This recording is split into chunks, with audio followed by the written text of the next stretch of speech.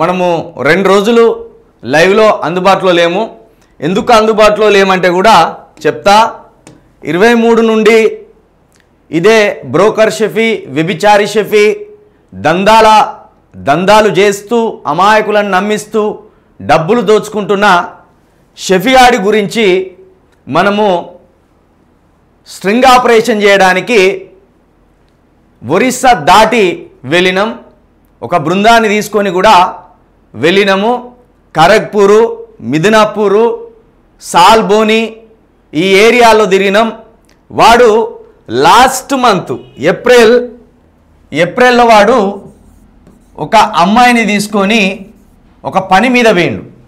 ఏప్రిల్లో దీనికి సంబంధించి అమ్మాయితోటి వీనికి ఏం పని, అమ్మాయిని ఎందుకు తీసుకొని పోయిండు అనేది మనము బెంగాల్ దాకా వెళ్ళి కూడా ఈ చిట్టా అంతా, ఈ భాగవతం అంతా ఆరాధీశ పని చేసినాం.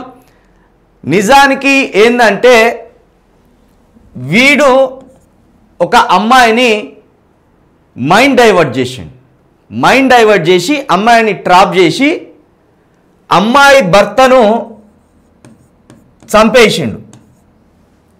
అది హిప్నటిజం ద్వారా చంపేసిండా, ఎట్లా చంపేసిండు అనేది ఇంకా బయటికి రావాల్సి ఉన్నది.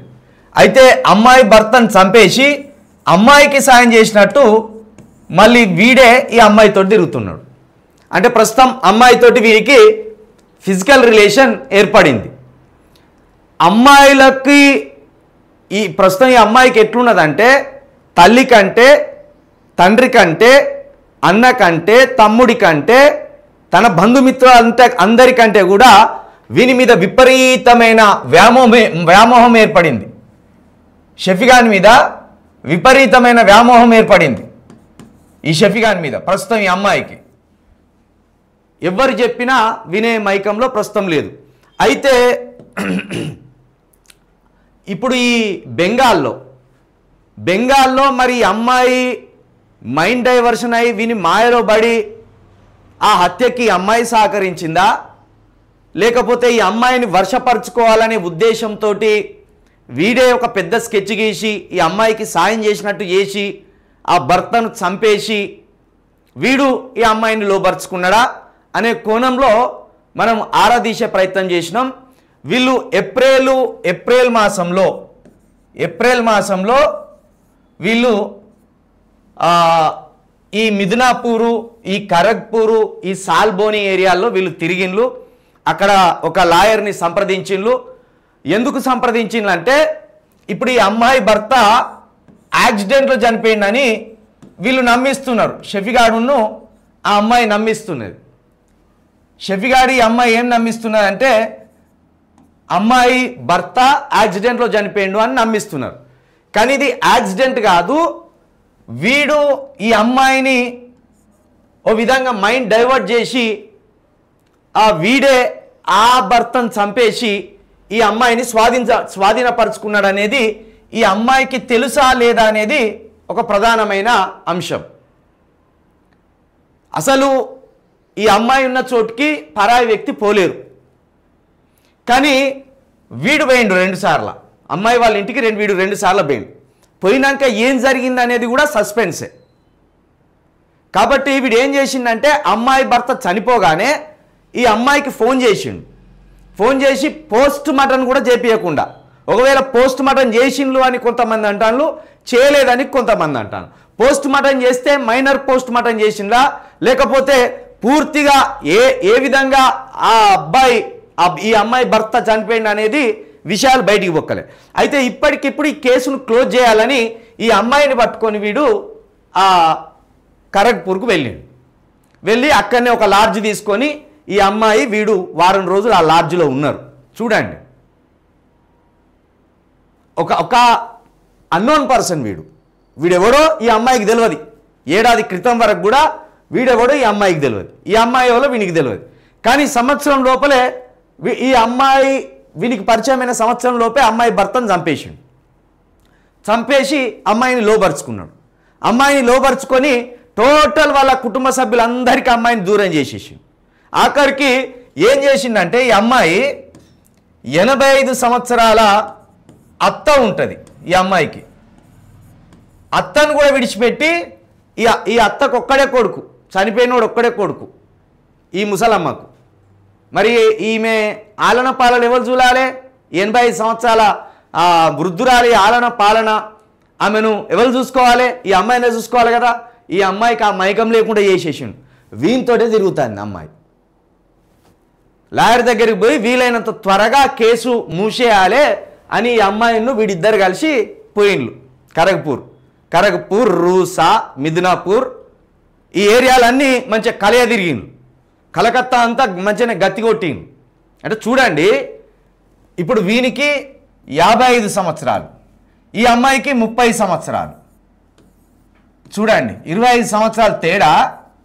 అమ్మాయి భర్తను చంపేసిండు, అమ్మాయిని స్వాధీనపరుచుకున్నాడు, వాళ్ళ అత్తకు దూరం చేసిండు.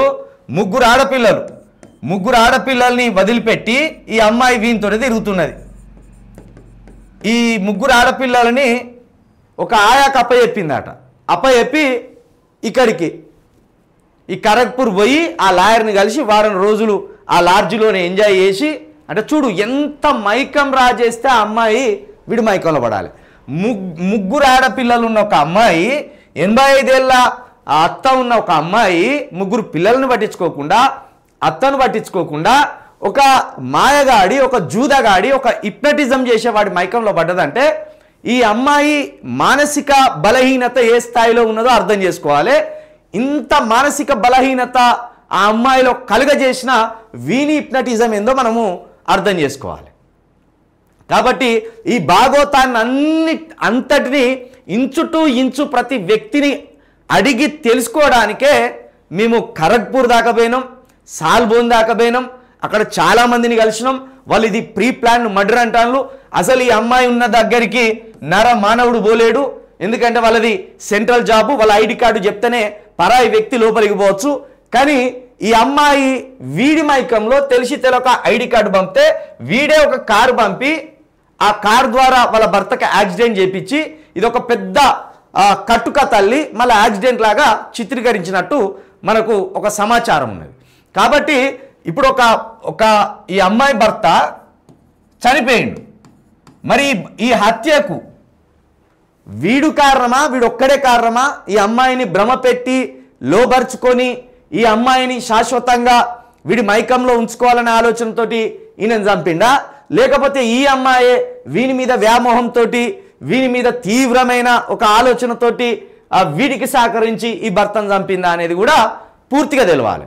కాబట్టి దీన్ని రీపోస్ట్ మటన్ చేయాలని కూడా మేము ఒకటి పెట్టినాం. మళ్ళా రీపోస్ట్ మటన్ కూడా చేయాలని ఒకటి పెట్టినాం. కాబట్టి వీడిని వదిలిపెట్టేది లేదు.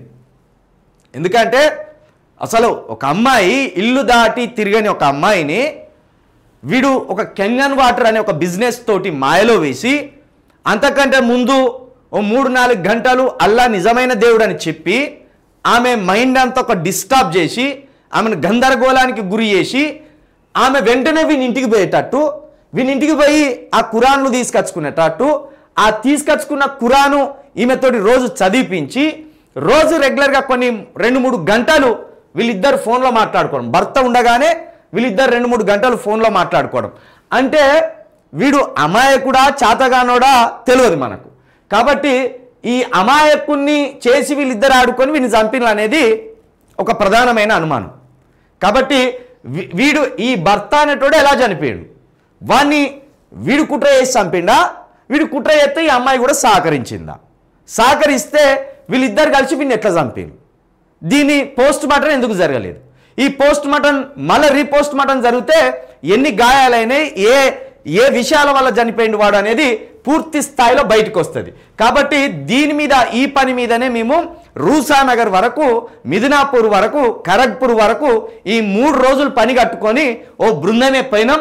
దీని మీద చాలా పెద్ద ఎత్తున కూడా మేము ఈ కేసును స్టడీ చేసే ఆలోచన చేస్తున్నాం.